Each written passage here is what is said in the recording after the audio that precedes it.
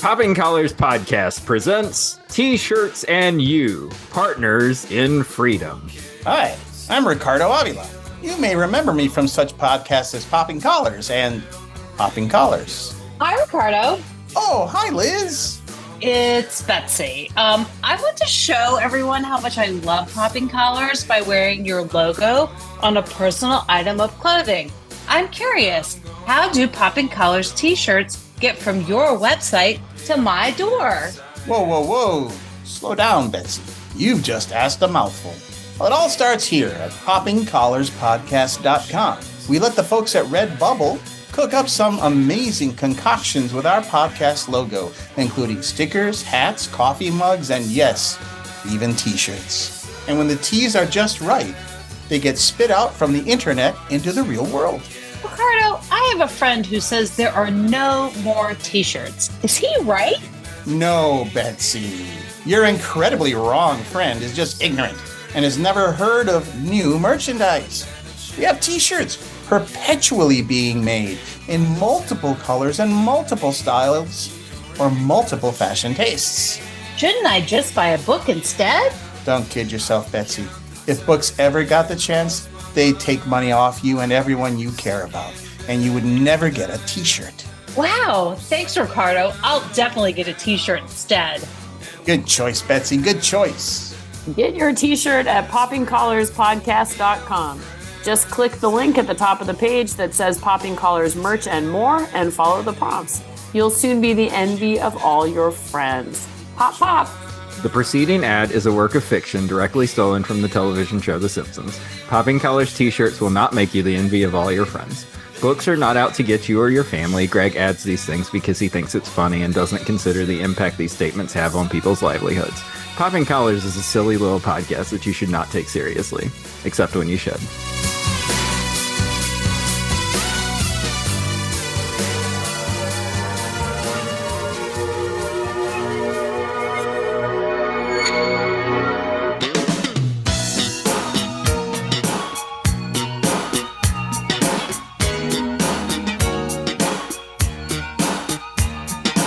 Hello, everyone. My name is Greg Knight, and I like going on, thinking about, and talking about adventures. One of the great things about starting your own podcast is that there are some days where you actually get to talk to the creators of those adventures. This is one of those days.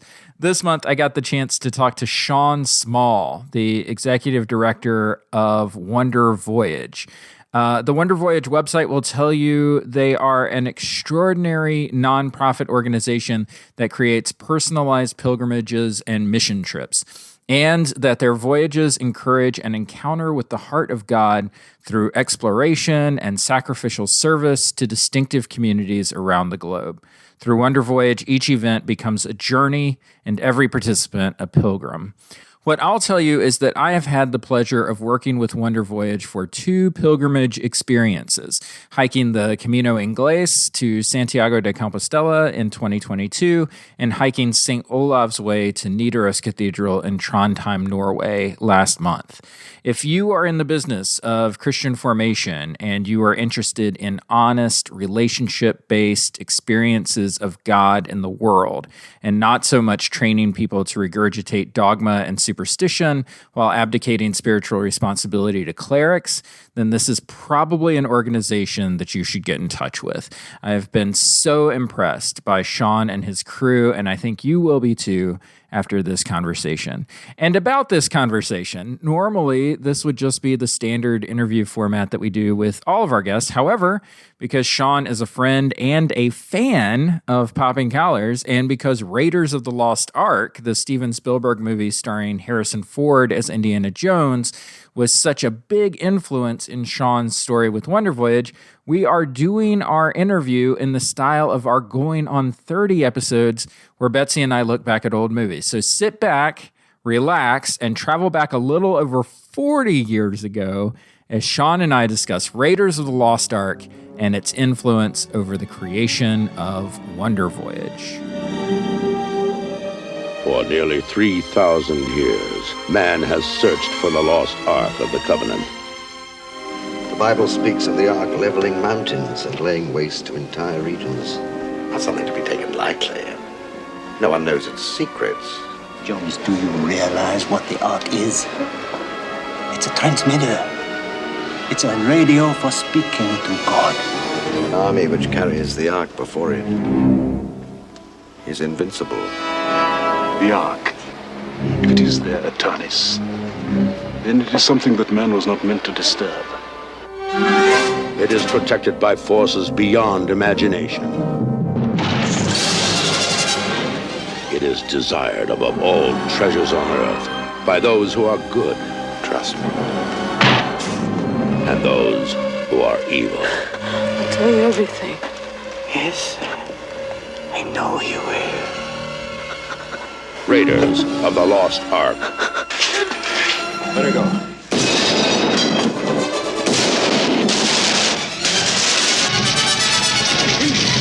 We have no time. If you still want the Ark, it is being loaded onto a truck for Cairo.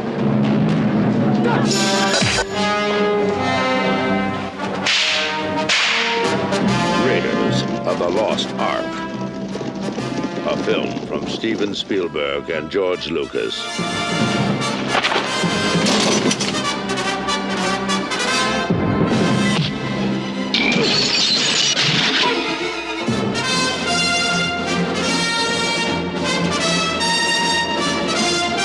Hi, I'm Greg Knight, and this is a special Under the Stole Going on 30 hybrid, a popping collar side project where I toss my guest the idol and he tosses me the whip. And who is my guest this time? Why, it's none other than Shawn Small, the executive director of Wonder Voyage. Welcome, Shawn.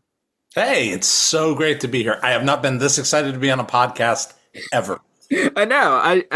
You get to have fun a little bit with me here, talking movies while I interview you about your day job. So I think it's going to be great. I have a brief introduction about Wonder Voyage, and you can fill in some of the holes for me here. Wonder Voyage is it's a nonprofit that creates personalized pilgrimage and mission experiences for church groups and beyond around the country. And Shawn is also the author of Into the Wonder, a book that was recently released, right? Came out within Just the a last few year. weeks ago, yeah. Yeah, awesome. Shawn's dedicated to creating opportunities for people to encounter the wonder of God in the world. And he's done just that for me and the youth at Bethesda by the Sea on our recent pilgrimage to Norway, hiking St. Olav's Way. So, Shawn, welcome to this special interview, sort of exploration of a story that helped form your work. How are you? And tell us a little bit about Wonder Voyage, a little elevator pitch.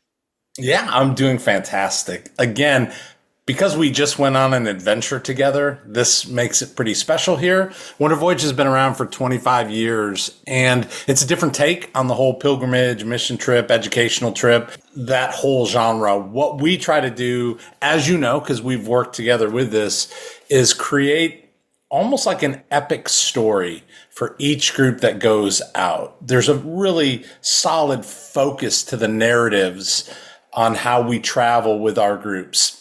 During the summer, we typically have 40, 50, 60 groups out in all different countries around the world, all over the US. And not only are they following those narratives, but it's kind of a deep dive spiritually. And it also, in many cases, a lot of these groups are giving back to the places they're going with we have like 400 partners around the world that we serve at. So it's a hybrid of all of that. Somebody once told me, you don't do pilgrimages, you don't do mission trips, you do wonder voyages, and they're distinctly different than most people in the way that they travel. I love it. I love it. And if you read Shawn's books, one of the big inspirations that he pulls off of is an inspiration that comes from the film Raiders of the Lost Ark from 1981, back in the day. So what Shawn and I are going to do is we're going to talk about Raiders of the Lost Ark going on 30 style, the way that Betsy and I usually do, and we'll sort of use that as a jumping off point for an interview about Wonder Voyage. So are you ready to talk Raiders, Shawn? I am ready every day to talk about Raiders. It's a bit of an addiction. It's a bit of an issue with me. Okay, I have a brief description of Raiders that comes from letterboxd.com. I did not write this. I always have to preface that whenever I read the description of the movie. So if you've been hiding under a rolling boulder for the last 40 years and have not seen Raiders of the Lost Ark, this is what the movie is about. When Dr. Indiana Jones, the tweed-suited professor, interesting description, who just happens to be a celebrated archaeologist, is hired by the government to locate the legendary Ark of the Covenant, he finds himself up against the entire Nazi regime. Shawn, soulless but accurate. I would say, yeah, throw in a fedora and a whip in that description, and you've got a pretty close there. Shawn, what is your history with Raiders of the Lost Ark? As a kid growing up in the 70s and the 80s, I came from a really broken family. So movies were my escape. You know, I came from that Star Wars generation. That roll up on the screen when Star Wars first kicked in literally seems like a transformational point in me as a human being, as weird as it sounds. Mm-hmm. So 13 years old, Raiders of the Lost Ark comes around, and it was a phenom for sure. June 12th it came out, and it was everywhere, and the commercials were on, and of course we all loved Harrison Ford because of Han Solo, but this was just something so different. So I knew I wanted to go, and I immediately went to my mom and I was like, I'm 13, you've got to take me. And she's like, not a chance. My mom had an issue with snakes. Oh, no. She was a farm girl from Iowa and like had come across these big ebony whip snakes, harmless, but she had just a crazy fear of them. Seeing those on the commercials, which they really at that time really showed, was enough for her to say, this is too traumatizing to go to, and I'm not taking you either. Greg, that turned into months of desperation. I couldn't get to the theater. I seriously, to this day, I don't know how I didn't have anyone to take me. I didn't have friends to go with that way. Yeah. By the time school started, now the desperation was like I was like a crack addict looking for a hit, because I couldn't find anyone to take me, but everyone had seen it. Everybody had seen it. Every kid in school, every parent, every teacher, every janitor, the lunch lady, everybody had seen this thing except for me.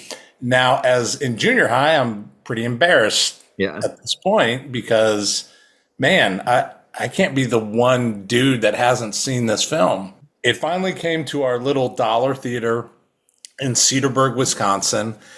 I had tried and tried and tried, couldn't figure out a way to get there. Last night it's showing. Now, this is weird because we're not used to this. So it opens June 12th. The last night it's showing is October 15th. And I'm like, if I don't get to this now, I'll never be able to see it, because we didn't have any way back then to see the film. No VCR. Nothing. So I went up to my bed early. I made Pillow Man in the bed, so if my mom happened to look in, she would think I was sleeping. I snuck out of my house, second floor, went down the drain pipe, ran 2 miles to the theater. There was a line because it was the last night, so the theater was packed out. I get in line. I get up there. I get my ticket. It is the final one. I get the ticket, and it's sold out. Sign goes up right afterwards. I sit in the front row.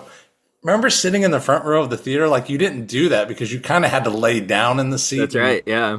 You know, I got the jujubes stuck to my back, and I'm just laying there. From the first moment, that was the first opening sequence, I was transformed. Give me the whip. Throw me the idol. No time to argue. Throw me the idol. I throw you the whip. Give me the whip. Adios, señor. And I sat through that whole film. It is such a haze to me.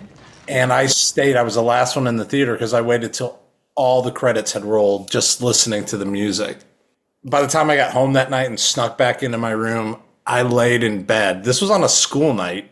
I didn't sleep all night. I just stared at the ceiling. Yeah. I couldn't.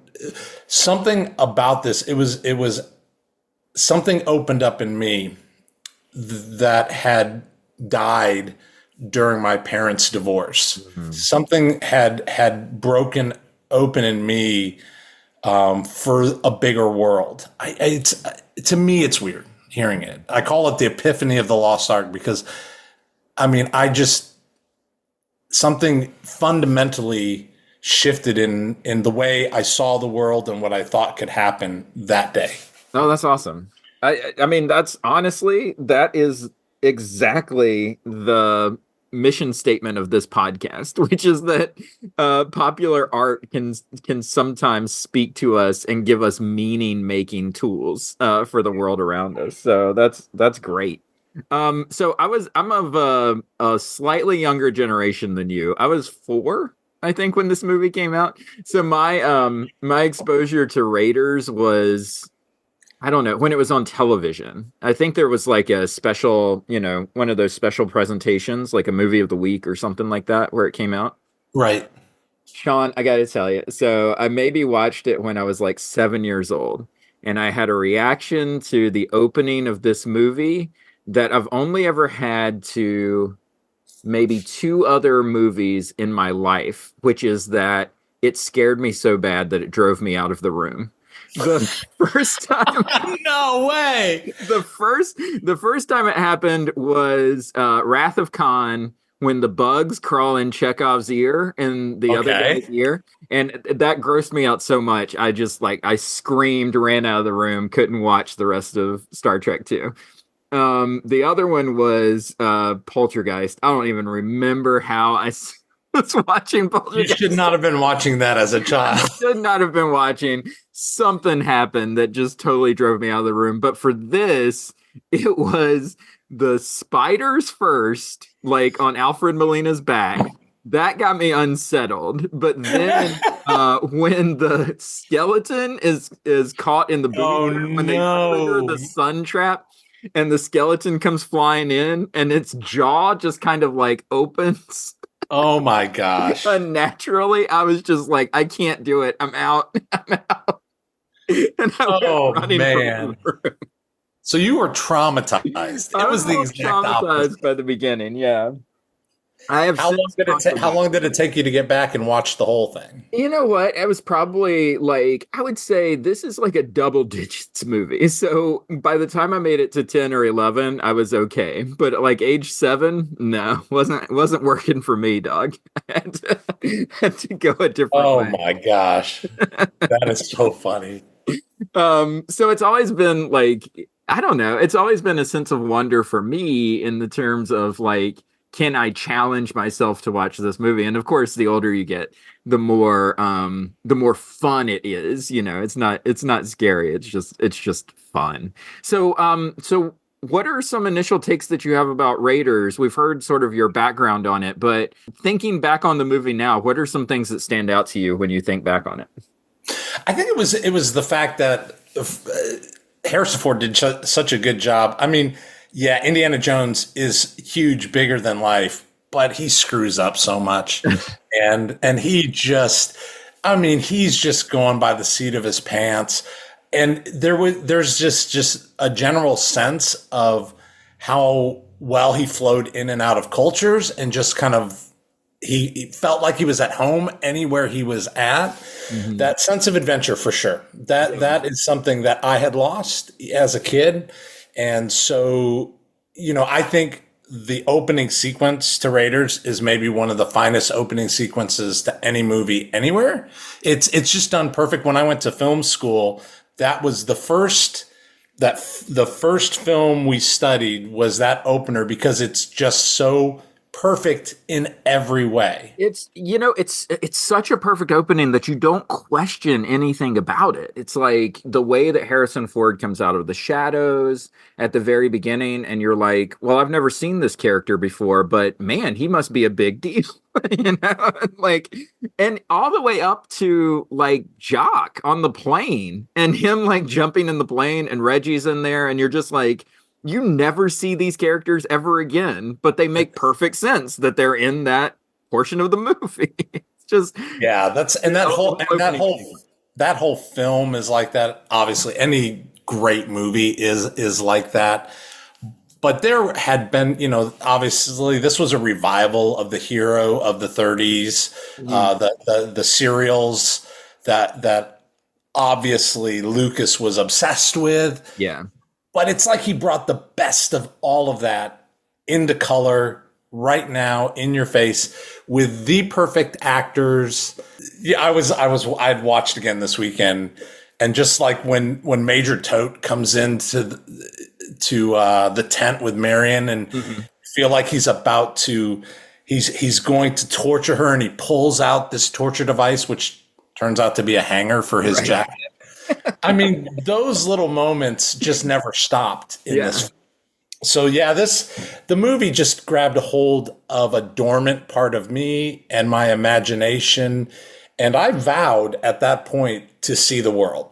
Suddenly I saw a bit of who I was created to be within that little film, within that 2 hours. Yeah. You know what's a subtly really evocative moment are the travel sequences where you're following the dotted line of the plane flying to these exotic locales, and he's like, I don't know, he's pulling his fedora down and like going to sleep on the plane or whatever, but it's this idea of like he's going into sort of this unknown territory, like we're leaving what's familiar behind and we're going into something that's unfamiliar. And I think that's a great way to sort of transition into those sort of exotic moments that he encounters. There is a consistency in the journey narrative with those, which is so subconscious you don't even realize it, but that story continues. You're not just showing up, boom, at a new place. You're actually in about 15 seconds taking in a whole different part of the journey, and it's processing in the brain. That was brilliant. That really was brilliant. Yeah. You know what? That makes me think, when we're talking about sort of Indiana Jones and him sort of journeying to these places and what that unlocks for us and these moments of wonder, it got me thinking, Shawn, I have a top 5 list of moments of wonder from movies, from movie history. I wonder if you'll go along with me on this. Okay. Of course.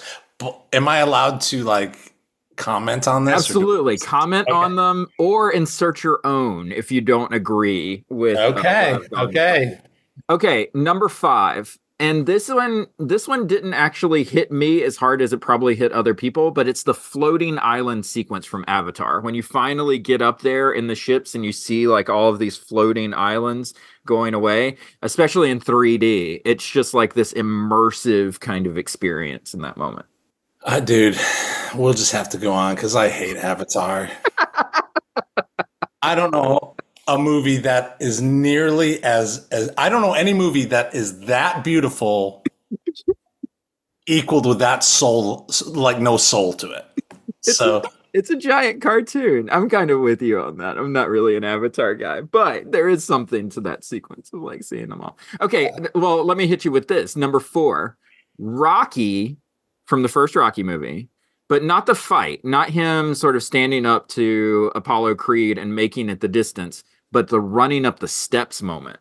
Dude, for sure. Yeah, that I remember, but I remember it when I think back. It's the music at the same time, right? The soundtrack runs. Oh man, the tears even as a kid, for sure. Oh, you know what's brilliant about that part of the movie is that the movie opens with him sort of struggling, against this like horrible boxer, Spider Rico or whatever. And he can barely walk home. He's so out of shape, right?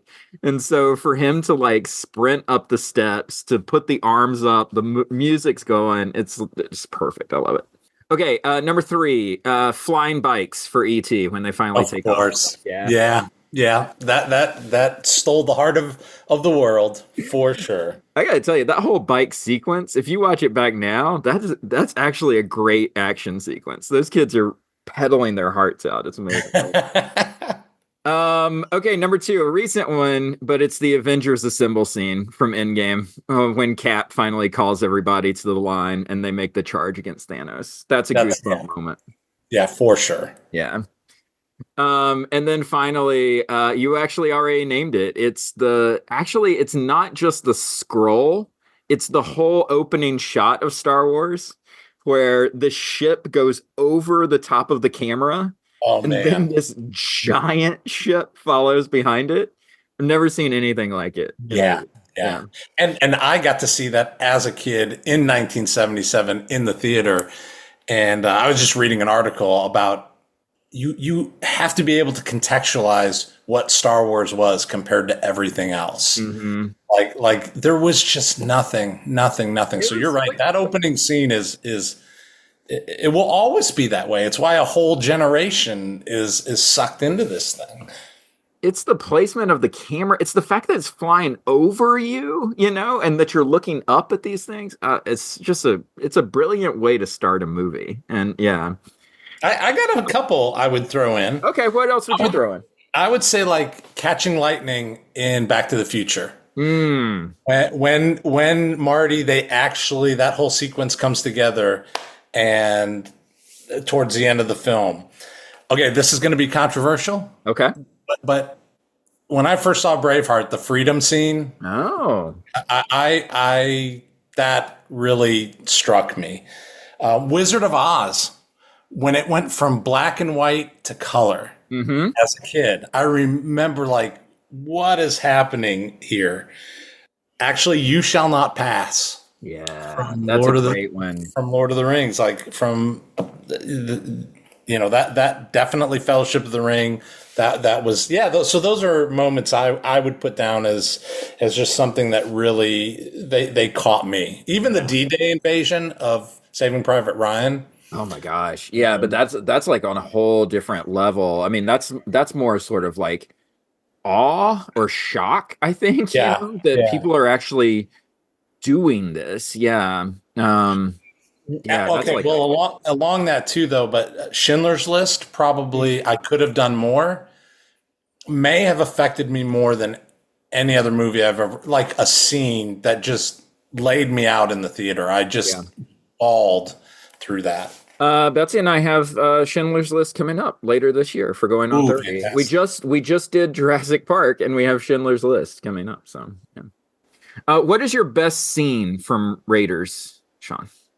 My favorite, it's the opening sequence, as we've talked about. It's to me just picture perfect. It's just I'm in. I am completely in at that point.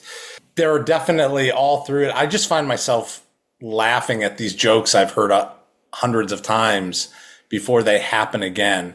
I think my favorite scenes in Raiders are more scenes where there are two characters, not the action scene. I love the action sequences, but it's when two characters are bantering kind of back and forth, Marion and him in the cabin or Sala and him or, whatever those moments. I love the way they're written. And to me, they're real. The heart, the action is fantastic, gets me going. But those little moments are the best. Yeah, or even Belloc, like he'll walk into traps. This isn't the DNA of this movie isn't far removed from a James Bond movie, and that's true. Yeah, and the fact that he'll just walk into a room full of bad guys where he could get taken out at any moment, but he has sort of plot armor around him. But those, that conversation with him and Belloc where the monkey's on his shoulder and all that stuff. It's pretty captivating, because they're basically talking about different philosophies of archaeology going on there. So Indiana Jones seems a bit like unhinged at times, like just like where he's like, fine, let's go ahead and like he'll do that with people, but then he wouldn't fire a missile at the Lost Ark, right? Like he won't do it there, but he'll go in a group of people and say, let's go for it. Yeah. So speaking of putting himself in harm's way, mine is the truck sequence. I think it's the best. It's one of the best action movie sequences in film history. Like this idea of, him hanging out of the back of the truck and then like trying to crawl his way along the bottom of the truck to get back to the driver's seat so that he can punch this guy in the face and then send him out, into the back of the truck. Oh my gosh. Where he has the same sort of resources that Indiana Jones did when he was back there. I just think that whole sequence is just mesmerizing. It feels real because it is real. It's one of the scenes that I point to that I'm like, there has to be an Oscar for stunts in movies, because things like this don't just happen. Like, these are incredible sequences that these people do, you know? I actually thought about you today, or yesterday when I was watching it. Remember during the truck scene, they come and he is now in the truck. He's fighting for control of the truck with the first driver, and they hit all that scaffolding, and then that dude is like on the windshield, and he just gives a funny look, and then he falls off, and Indiana Jones and the driver look, and they laugh at each other. They look and laugh like, wasn't that funny? Right before he gets thrown out of the vehicle. You're right, yeah. It's those little moments. Definitely, man, it is up there. I think the best car action sequence ever is probably Mad Max Fury Road. Oh, yeah. But yes, for sure. It's again, perfect Spielberg at that time. Yeah, tension. Spielberg's so good at playing with tension, you know, and like building it up and building it up. Like, that sequence takes a while, but the whole time you're just glued to the screen. It's great. What's your best performance from the movie? I'm going to stick with Harrison Ford. Yeah. Because, again, within seconds, his whole character is revealed. And he's such a good actor when it comes to eyes, when it comes to just the looks that he gives. But there's so many good actors in this film, so many great actors. But I'm gonna have to give it to him. Yesterday afternoon, our European sections intercepted a German communique that was sent from Cairo to Berlin. Now, You see, over the last 2 years, the Nazis have had teams of archaeologists running around the world looking for all kinds of religious artifacts. Hitler's a nut on the subject. He's crazy. He's obsessed with the occult. And right now, apparently, there's some kind of German archaeological dig going on in the desert outside of Cairo. Now, we've got some information here, but we can't make anything out of it, and maybe you can. Tanis development proceeding. Acquire headpiece, staff of Ra, Abner Ravenwood, U.S. Nazis have discovered Tanis. Just what does that mean to you, Tanis? Well, the city of Tanis is one of the possible resting places of the Lost Ark.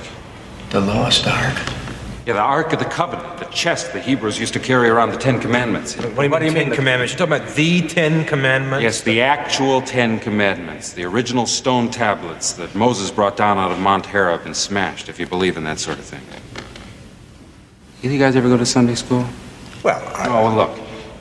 The Hebrews took the broken pieces and put them in the Ark. When they settled in Canaan, they put the Ark in a place called the Temple of Solomon. In Jerusalem. Where it stayed for many years, until all of a sudden, whoosh, is gone. Where?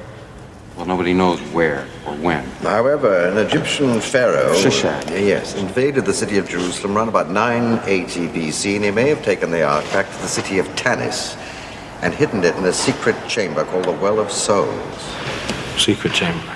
However, about a year after the pharaoh had returned to Egypt, the city of Tanis was consumed by the desert in a sandstorm which lasted a whole year. Wiped clean by the wrath of God. Yeah, I'll take Sala for this, only because I think you're right. I think it is Harrison Ford, but there's something about John Rhys Davies. He's like a perfect partner. You know, it's like he's the guy that you want to go into a pit of snakes with, you know, because you know that he's not going to leave you behind. I just think that like he's this giant dude who has this really gentle soul because he has this giant family, you know. I just think that he pulls it off really good, and I'm just a big John Rhys Davies fan in general. So it was great to see him in Dial of Destiny. Like, it was great to see him there too. Yeah, he is phenomenal. Here we go. Briefly, I'm going to walk us through this, and then we'll do some interview stuff. So I got some stats about the movie. Raiders of the Lost Ark opened on June 12th, 1981, as you're well familiar.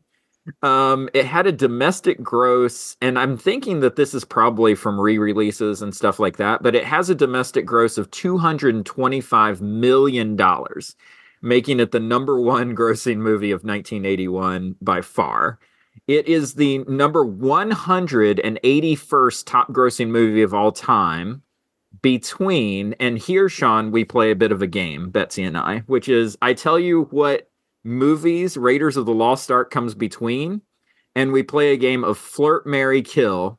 Which movie would you flirt with? That is, you would watch it like one time and then forget about it. Which movie would you marry? Which is, you would watch this movie over and over again. And which movie would you kill? Which is, if you never saw this movie ever again in your life, you would be fine. So here are the movies. You ready? Yeah, give it to me. Raiders of the Lost Ark comes between The Fate of the Furious, which I'm thinking is Fast and Furious 8. Oh, no. Okay. I think that's number 8. You're making this game so easy. So it comes between The Fate of the Furious and Shang-Chi and the Legend of the Ten Rings. So a more recent Marvel movie. So you get Fate of the Furious, Raiders of the Lost Ark, Shang-Chi. Which are you going to flirt with? Which will you marry? Which will you kill? Dude, I've listened to you do this so many times, and there's been way tougher choices. This one's obviously, I've been married for a long time to Raiders. Yeah. Fate of the Furious, I've never watched a Furious movie. Really? Never. Not watched one. So that's gone. And yeah, I'll flirt with Shang-Chi. I'll do that.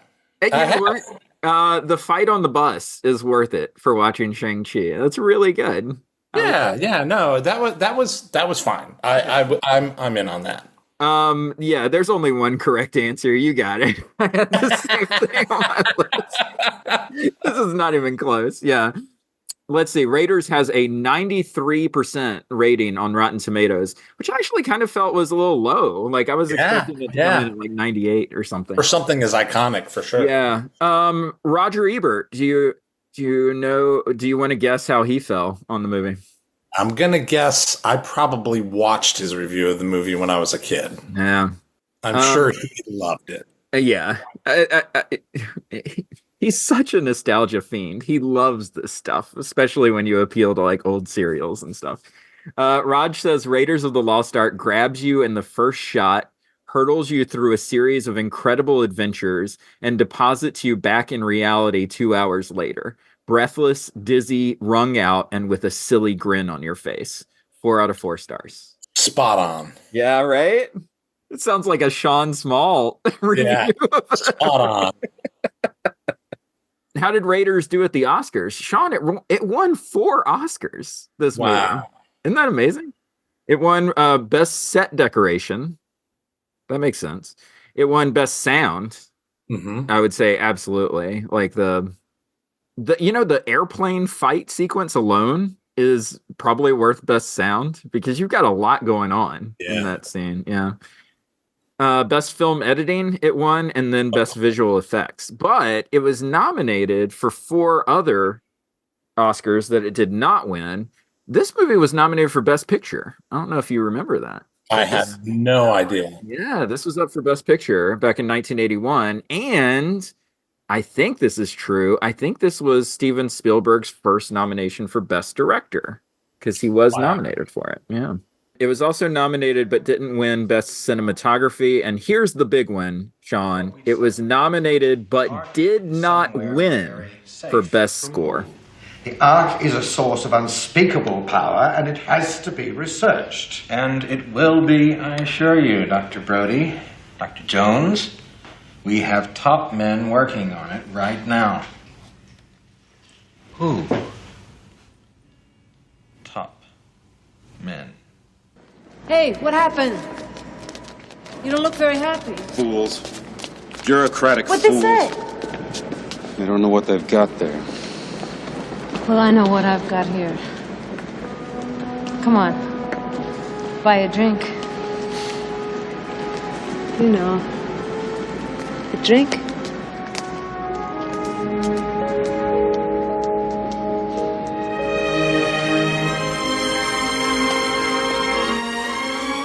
Okay, let's talk about the lasting legacy theology of this stuff. And I don't know, let's talk about Wonder Voyage and what you do. So walk me through a little bit, like, how did you get started with Wonder Voyage? We've talked about the spirit of adventure and what it was that Raiders kind of conjured up in you, but How did you get started doing this, and what are you most proud of over the 25-year history of your company here?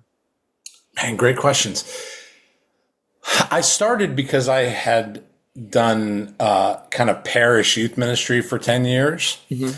And I started it really, I talk about it in the book, but it was a trip to Guatemala where this was before this was actually popular lingo.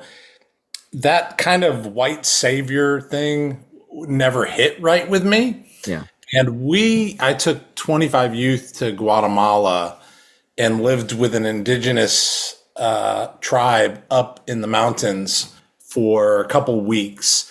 And we took more of a, hey, let us learn, put us to work where you want us to go.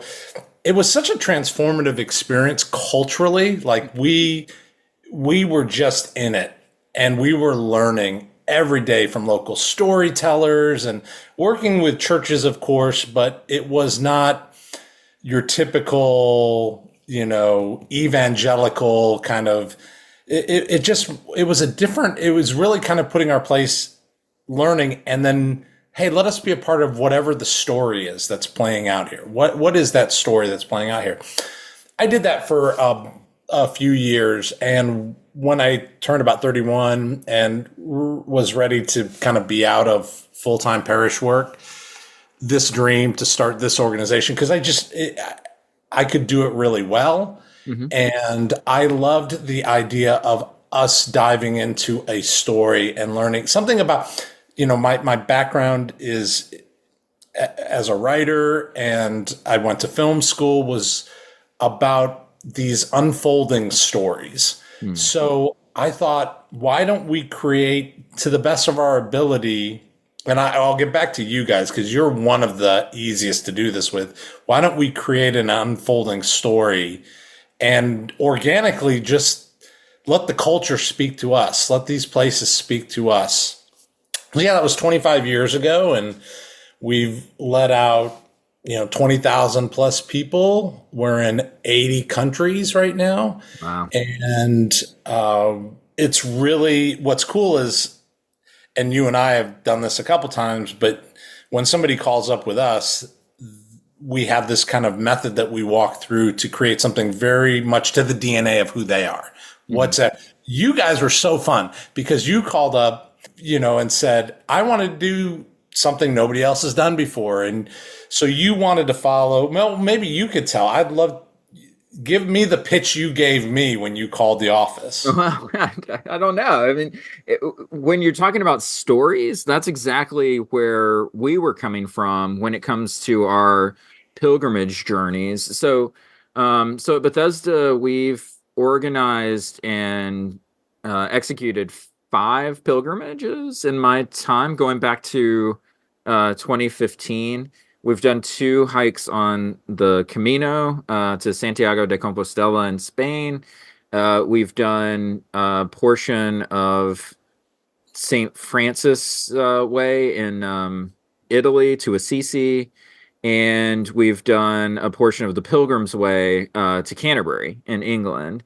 And so, and all of those, like the formation of those trails, or what it was the way that we framed it was, where are we called to go? Like, where is God calling us to go? Like, what's God calling us to learn about and to think about and to talk about and to incorporate into our lives and to see sort of being lived out in our journey, right? In our faith journey. And so when it came to the Norway trip that we recently did, that was, it always starts with like humble beginnings. We had a lock-in, which, is pretty typical of like youth ministry. You do lock-ins at churches and stuff.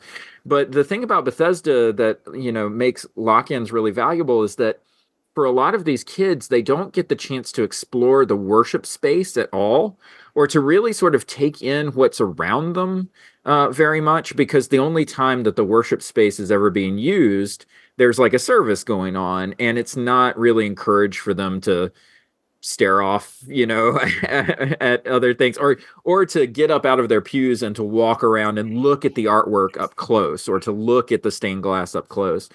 And there was a stained glass window, like in the church, of like this guy with a crown on his head. And the kids were asking me at the lock-in, like, who is that guy? And what's his story? And I was like, I have no idea. And so we Googled it, and I was like, that is Saint Olav, the Viking king of Norway. And oh, by the way, he has a trail associated with him to a place called Trondheim, to a cathedral up there. And my high schoolers were like, well, can we do that? And I was like, I don't know. I don't know. We can see. And so that was the kernel. And from there, it just became researching the trail and how many people do this and how hard is it and how, what resources would we need. And once I was comfortable that it was something that our group could do, I reached out to you and said, Shawn, how do we make this happen? How do we live into this story? So, yeah. You guys have always been so adventurous, but I got a question for you. So, and you're used to this. I mean, your kids, they were sold into this. You had leaders on this one that started as high school students, but most people go to a place and they want to go see things, right? They want to see these spots. You guys are walking 6 hours a day, usually 10 to 15, sometimes more than that, miles a day. Yeah. I happen to get to walk with you a couple times on this through the mountains. So through farms, through this. What is it that you see as the benefit of this compared to the more touristy kind of pilgrimages or, going, like, what is it about walking? How do you convince a bunch of high school kids to walk 77 miles over 6 days where they are completely within the back country, right? They're experiencing, and they did experience it way better than, because they're lived at a farm in the mountains for days and things like that. But how do you go about, like, I'm always like, why don't more people do this? You're one of like a handful of churches that does this. How do you convince it? Why is that? I think first of all, it comes down to how comfortable is the leadership of the group with risk, right? Because the way that we've always sort of encouraged our group to think is that, what we do at Bethesda, our primary function is worship and learning in parish settings, right? So, and that's true of like most churches around the country. But what I always sort of encourage the kids to think about, and what I always, what I've had success with, because I think it's ultimately in the groups that I've worked with, it's where they've found the most sort of spiritual hunger or just sort of searching, is, are you willing to risk leaving what's comfortable behind and exploring what you don't know, kind of exploring the unknown? And for the groups that I've worked with over the course of my tenure at Bethesda, more often than not, the youth are more interested in seeing what God has in store out there than they are trying to make sense of their lives back here with the resources that they're sort of totally comfortable and familiar with.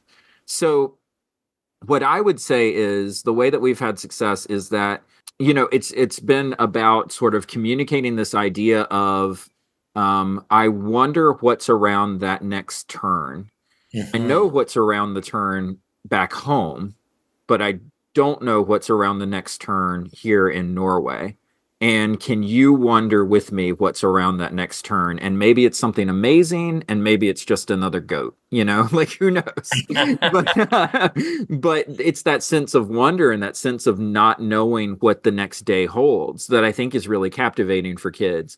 And then the other thing that I would say, and this can't be stated enough, in my opinion, especially with Generation Z kids that I've worked with, and even Alpha kids that I'm working with that are coming up. Speed. The world is so fast. The world is so incredibly fast. it's fast for us as adults, and you can only imagine how fast it is for kids. And giving young people, especially young people who are on a threshold moment from one thing to another. So high school graduates or kids who have recently faced divorce or some kind of family crisis or something, or kids who have recently had a death in the family or something like that. If you have kids who are at this threshold moment, the ability to slow down and walk 3 miles an hour and not 300 miles an hour is such a gift that when they're able to reflect back on it, they realize like how much they were able to just sort of stop their brains and just take in what was being given to them. And I think that that's why hiking pilgrimage is such a big factor for how we think about formation at Bethesda, because it's the time where we're finally able to slow down and listen to how God is at work in the world around us. So that's what I would say. Yeah. It's so amazing. It really, when I watch like a group like yours, or when we go out with a group, when I do this, you think about when we read the gospel and we're seeing these moments with Jesus. And I think all that moment came out of that 30-mile walk with him and the disciples, the men and women that followed him. Like that 3 mile an hour Jesus, we don't have what was recorded during that time, but we know that's when the meat comes out. That's when the depth is coming out. And I get, I had the privilege of watching your students. We would tell the story of St. Olav, a portion of the story, as I headed to Trondheim, who ended up being a martyr and had this massive change in transformation in who he was over a period of years, from this bloodthirsty Viking to a man who literally said, for the sake of peace, he allowed himself to basically be cut down. But we told that story, and it's funny because your kids, when we tell that in the daytime, we throw something out to them. And at the end of the day, as they're talking, you realize they've been chewing on this all day, for 6-7 hours, talking with other people, just that's been going on. I remember one moment when I was with you, that one girl that was on the trip, that you stopped and you took a picture of her, and she was just standing looking out over, she's on top of a mountain looking out over the valley. And you to me, it was a real sacred, holy moment, because here she was with a group, but at that moment, she was conversing in her mind, in her heart, with the Creator. And she said so much, but that moment, you realized, had she not had that time to slow down, that time to walk up this mountain, that wouldn't have happened that way. Yeah, man, I can't tell you, Greg, how much out of the 25 years I've done this, how much I've appreciated working with you, and that you have challenged these kids this way. There's more.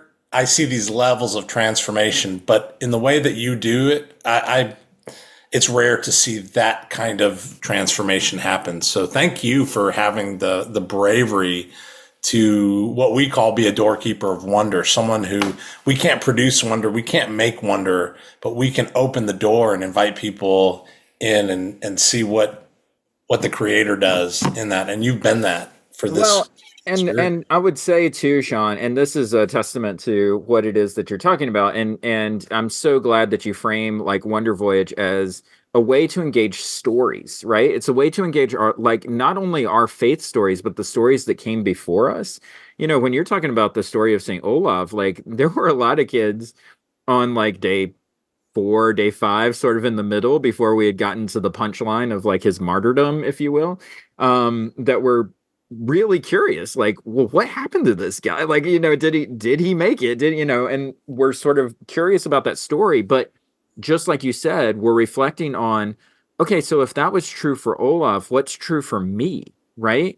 Right. And that's so key to what we're doing, is like, it's taking these living stories that exist around us, either throughout history or throughout cultures that we're not familiar with, And we're adding those stories to our story so that we can make sense out of, well, what's God doing in my life? And what is my faith story?